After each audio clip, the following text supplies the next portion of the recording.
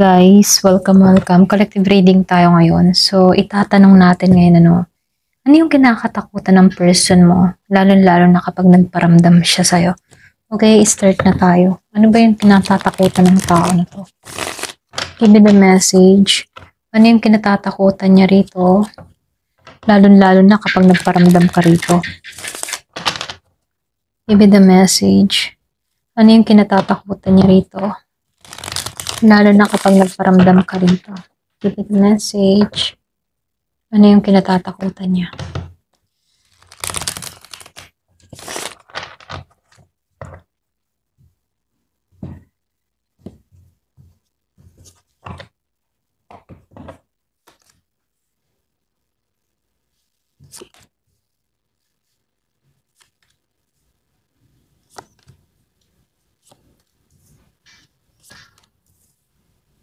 Meron ako nakikita ang Gemini, Libra, and Aquarius. Merong Scorpio, Cancer, and Pisces. Meron dito na Aries, Leo, Sagittarius, Virgo, Capricorn, Taurus. Halos lahat nandito, no? Ayan, start na tayo. So, dito, nakikitaan ko yung overall energy ng person mo. Siya yung tipo ng tao na may halong guilt, takot for rejection. Kumbaga, takot siya ma-reject. Takot makita na hindi pa siya okay. Okay? Kumbaga, takot siya makita mo na hindi pa siya okay. Ganon. So, nakikitaan ko dito, malakas din yung energy na ayaw niyang magmukhang mahina o talunan. Yung tipo ba na ayaw niyang magmukha siyang talunan, lalo-lalo na sa harap mo. Okay? So, dito, nakikitaan ko dito sa Knight of Swords reverse. So, nangangahulugan meron ditong natatakot. Natatakot siyang magmukhang risky or pabigla-bigla or immature, So, nakikitaan ko dito, alam niyang kapag nagparamdam siya, parang wala siyang solid na plano. Ganon. So, dito, yung kinatatakutan niya rito, baka isipin mo na laro-laro lang. Okay? So, dito, nakikitaan ko rin dito sa Knight of Cups. Then, sinabayan siya dito ng Ten of Swords. So, ibig sabihin, hindi siya sapat dito sa Nine of Cups. Ramdam niya, hindi pa siya sapat. May insecurity siya. So, dito, nakikitaan ko rin dito, hindi siya masaya. Ganon. So, para bang, kumbaga, yung bang tipo na, tingin ng tao na to, baka hindi niya kayang ibigay yung deal na gusto mo. Okay? So, nakikitaan ko dito, kulang siya sa emotional stability. So, dito yung kinatatakutan niya, yung ma-disappoint ka ulit sa kanya. Okay? So, dito, nakikitaan ko rin dito sa Ten of Swords, upright. Ito yung pinakamalakas na fear niya dito sa Ten of Swords. Bakit? Kasi natatakot ito sa final ending. Okay? Kumbaga, siya yung tipo ng tao na kapag nagparamdam siya, pwedeng maling timing or pwedeng mas lalo mo siyang i-cut off, okay? So, nakikitaan ko dito, yung pinakatakot niya rito, pag naramdaman mo na, kapag nagparamdam tong tao na to, baka tuluyan na talaga niya akong tapusin. Ganon yung energy niya, Yung tipo na, kapag ako nagparamdam dito, baka tuluyan niya na akong tapusin. Ganon. So, dito, ito yung kinatatakutan niya. Kaya hindi rin to masyado nagpaparamdam sa'yo. Kasi iniisip niya rito na baka sakali pag nagparamdam siya rito, doon na yung ending, okay? So dito, lumabas din tong Page of Swords reverse. So may takot siya sa maraming bagay, like communication. So nakita ko dito, ayaw niyong magkamali ng salita or masabi sa'yo, Ayaw niyang magkamali din siya ng timing dito. So, ayaw niya ng away, okay? So, itong tao na to, yung tipong nagmumukha siyang awkward or pwede rin may clueless siya dito, Kasi itong tao na to, ayaw niyang may masabi ka or ayaw niyang machismis dito, okay? So, dito, nakikitaan ko rin dito sa The Sun reverse. So, ibig sabihin, ito yung fear niya. Kumbaga, basag yung image niya sa'yo. So, nakikitaan ko dito, para bang pakaramdam niya dito, hindi siya magiging comfortable or confident, ganon. So, nakikitaan ko dito, baka madala ka lang sa stress or pwede rin pwedeng magdala lang siya ng stress, ganun, or pwedeng lalo ka lang ma-stress sa kanya, ganun, no? So, yung kinatatakutan niya rito, no, hindi kanya kayang mapasaya pag nagparamdam siya, okay? Para bang meron siyang feel na awkward talaga, ganon. So, dito, nakikitaan ko rin dito yung Queen of Pentacles upright, no? So, ito yung energy na, ito yung energy mo sa mata niya, okay? Itong si Queen of Pentacles, yung bang tipo na tingin ng tao na to, stable ka, grounded ka, or pwede rin malaki yung respeto mo sa sarili mo, na hindi ka basta-basta naapektuhan, ganon. So, nakikitaan ko dito, yung fear niya dito, hindi siya ka-level mo, okay? Lalo-lalo na sa stability ngayon. Pwedeng mas nakakaangat ka or mas ahead ka sa kanya ngayon, okay? So, dito, no, lumalabas din dito sa Six of Pentacles, upright, ano, meron siyang takot dito, okay? Na hindi siya match sa effort mo, ganon. So, lumalabas dito, ayaw niyang magmukhang kulang siya, ikaw yung sobra, okay? So, nakikita ko dito, yung kinatatakutan din ng tao na to, yung maramdaman mong imbalance siya, or baka ikaw lang yung magbigay ng effort, ganyan, okay? So, dito, lumabas itong Ten of Pentacles, ano, ito yung mas malalim dito.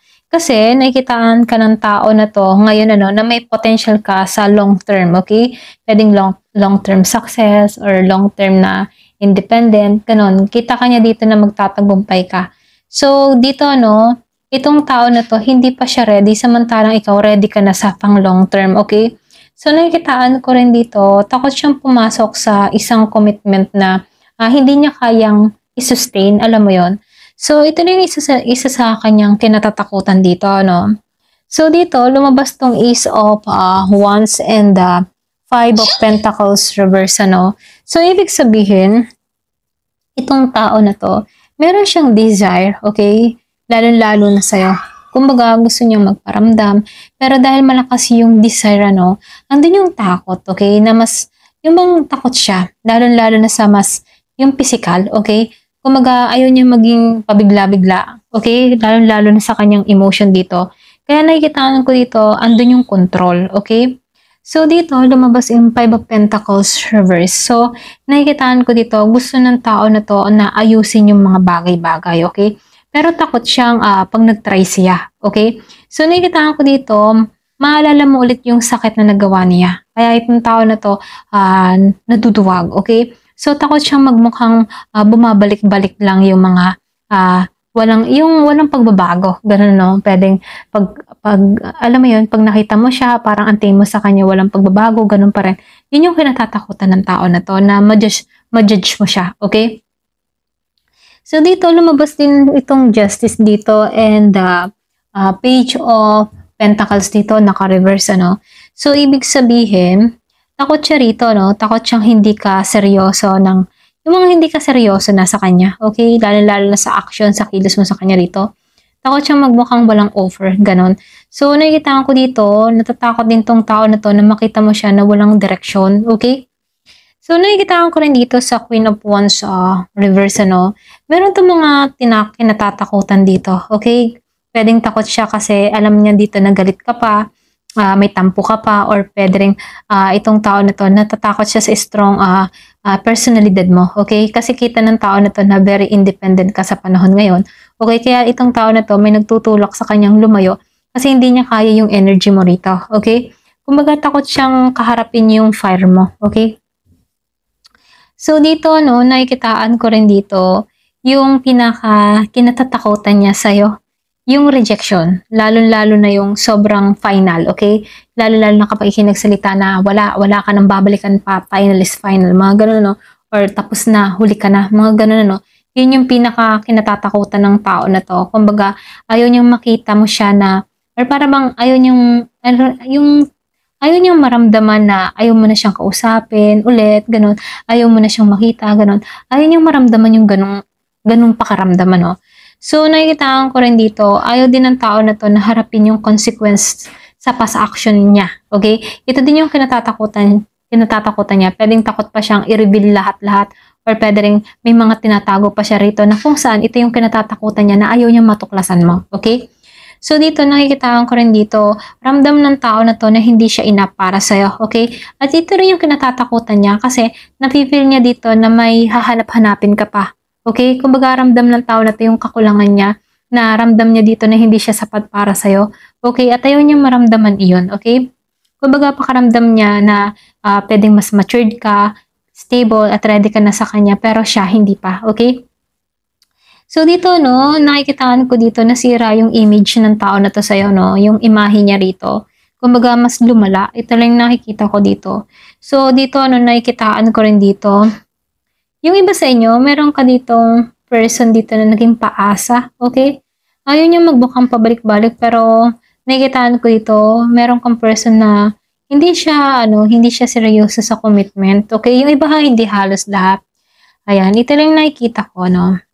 So, dito, tingnan natin, kung magparamdaman siya, kasi may takot siya dito eh. Kung magparamdam siya, ano naman yung reaction mo? Or ano naman yung mangyayari dito? Okay? So, tingnan natin dito. Ano ba yung mararamdaman mo kapag nagparamdam tong tao na to? Kasi nangingibabaw yung takot niya. So, ngayon, ikaw naman yung tatanungin dito, no? Ano ba yung mararamdaman mo kapag nagparamdam tong taong ito? Give me the message. O ano yung mangyayari kapag nagparamdam siya rito? Ayan. Ano yung posibilidad na mangyayari? Give me the message. Cut ko lang yung card. Ayan. Start na tayo. The Fool Reverse. The Chariot Upright. Five of Earth. Four of Water. Page of Fire. Three of Earth, the Love Reverse, Ten of Fire, Three of Air, Queen of Water, Nine of Air, Ten of Water, and the King of Air. Okay? So, dito, lumabas tong the Chariot. So, nakikita ko dito, siya yung lalapit, hindi naman ikaw, okay? Kumbaga, kapag nagparamdam siya, direkta, mabilis, at may sense of purpose. So, nakikita ko dito, hindi patagilid. Kumbaga, malakas yung loob na babalik kahit takot siya. Ganon.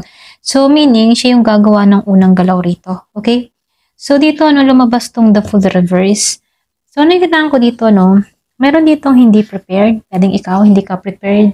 Kumbaga, nakikita ko dito, may makikipag-communicate siya, okay? Lalo-lalo sa'yo. Kaya lang dito, meron ditong hindi pa fully ready. Pwedeng ikaw, ikashock mo to, ikabigla mo to. So, nakikita ko dito, minsan yung pagiging unsure ng tao na to, ito yung pinaka-awkward energy, okay? So, may mangyayari dito na like halong excitement or kabado, pwede rin hindi buo yung plano, okay? So, nakikita ko rin dito sa Five of Earth, upright, So, nakikita ko dito, merong aamin. Pwedeng aamin siya. Okay? Nahihirapan siya sa distance, Kumbaga, may magpaparamdam na kung saan mararamdaman mo yung lungkot ng tao na to or pwede rin mararamdaman mo dito na may guilt siya or pwede rin may pakaramdam na yung tipong may pakaramdam siya na yung iniwan, okay? Kahit siya nawala, ramdam ng tao na to yung pag-iwan, okay? Sino man yung umiwan sa inyo, nakikita ko dito, may mararamdaman dito yung lungkot dahil sa pag-iwan, okay? So, nakikita ko dito, meron ditong mababalisa, okay? So, nakikita ko rin dito, sa Four of Water Reverse. Yung iba sa inyo, magdadalawang isip ka or pwede rin, yung bang pag nagparamdam siya, hindi ka agad open. Alam mo yun, pwedeng makikinig ka or pwede rin pakikiramdaman mo tong tao na to.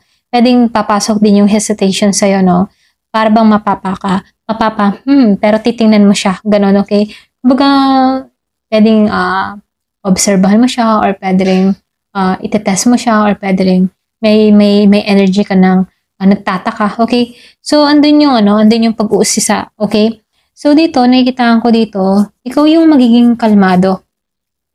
Observing mode, okay? And then, nakikita ko dito, hindi ka agad magbubukas ng topic, hahayaan mo lang siya, okay? So, dito, nakikita ko rin dito yung Page of Fire, upright. So, meron ditong magiging mas expressive, ano.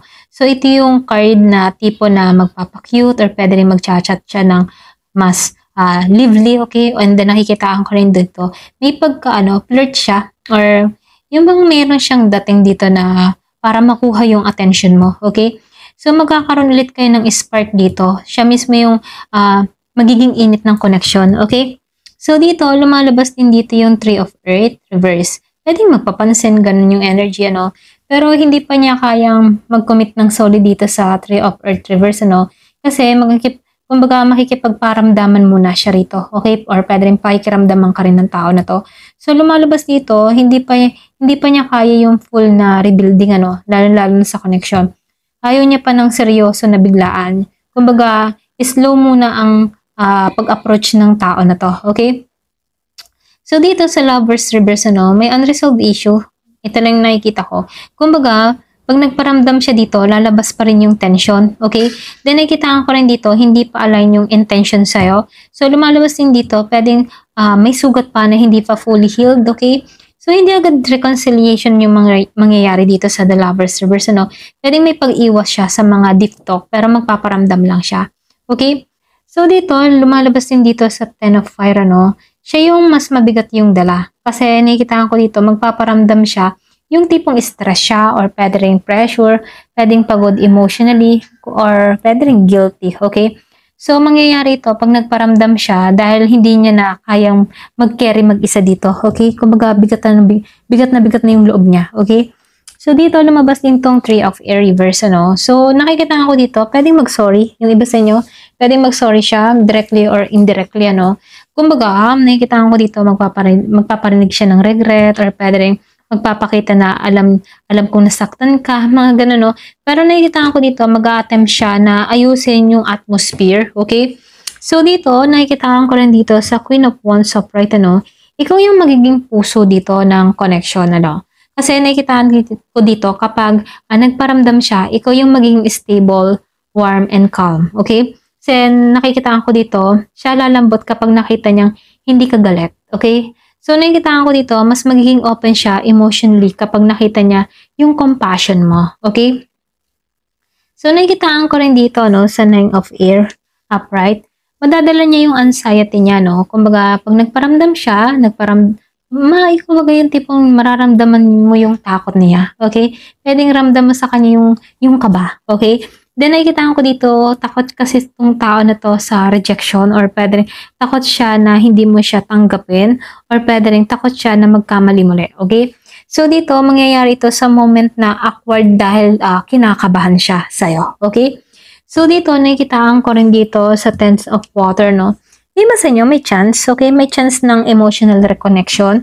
Ito yung best card kasi, ito yung pagpaparamdam niya na magiging magaan at mas warm ulit siya, okay? Kumbaga, hindi man full relationship agad-agad, Pero nakikita ko dito yung genuine healing and closeness, okay? So, ibig sabihin, posibleng reunion sa emotional level, Kumbaga, pwedeng dramatic or pwede rin may pagluha, mga ganun, So, ito lang nakikita ko. So, lumabas dito sa King of Air, upright, ito yung control or pwede rin control yung emotion niya rito or pwede rin ikaw, control mo yung emotion mo.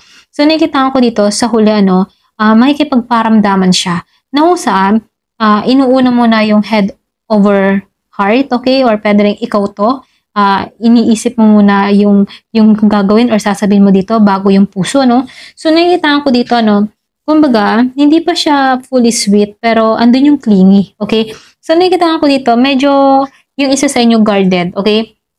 So, nakikita ko dito, klaro yung communication, pero hindi pa, yung bang tipong hindi pa all out, vulnerable, okay? Hindi pa all out, vulnerable, okay? So, nakikita ko dito, yun yung energy ng person mo, okay? So, dito, sa una, lalapit siya. Then, nakikita ko dito, excited, pero kabado. Pero excited kasi masisilayan ka muli. Magpapakita ng vulnerability, okay? So, ikaw yung mag-observe muna. Then, nakikita ko dito, may spark, may communication. Then, nakikita ko din dito, madalas siyang mag-usap, ganon, okay? So, hindi pa full commitment agad-agad, ano, pero andun yung emotional reconnection. So, ibig sabihin, ano, guarded pa rin ang isa sa inyo sa feelings niya. Okay? Pwedeng ikaw, energy mo, guarded ka, or pwedeng iniingatan mo, or pwedeng ayaw mo magkamali, kaya medyo nag-observe ka. Okay? So, kumbaga nakikita ko dito, magkakaroon ulit kayo ng reconnection, or pwede rin connection, pero warm na. Okay? Pero, nakikita ko dito, very slow, hindi to pinalano, okay? Pero nakikita ko dito, hindi man ito solid pa, pero nakikita ko dito, hindi to nagmamadali, okay? Ayan, hanggang dito na lamang po. Thank you for watching. Love and peace.